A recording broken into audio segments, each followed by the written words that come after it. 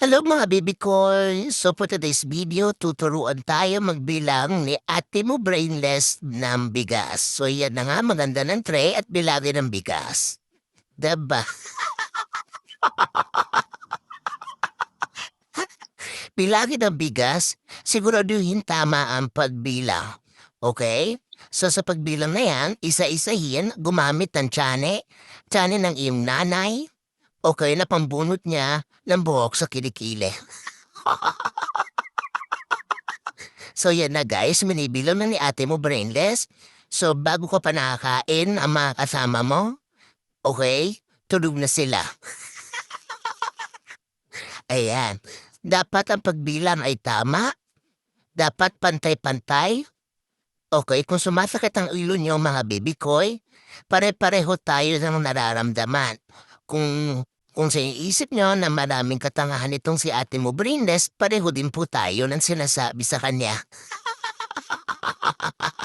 Ayan na guys, pagkatapos mo bilangin, okay? Yan, patapos mo bilangin, ayan, ang next process,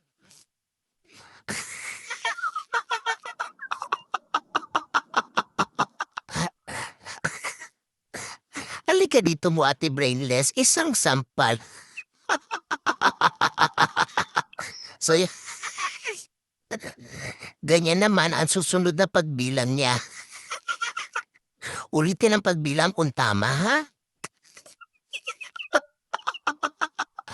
Ayan. Tapos niyan, okay, isalin sa cup, tapos isalin ulit sa cup. At isalin ulit sa cup. Dapat green muna, sumunod yellow, orange, sumunod yung blue.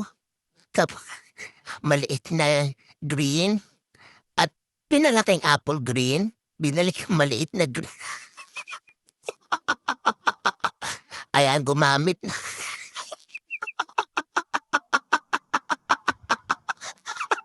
Ay, huga, hugasan ng bigas bago ka pa makakain. Gutom na mga kasama mo. Ayan. Yan, magluluto na, maglagay ng tubig. Ba't andito ng tubig? Ilagay ang bigas. Bibilangin ba isa-isa? Isang pa... Isang peraso na ang sinain.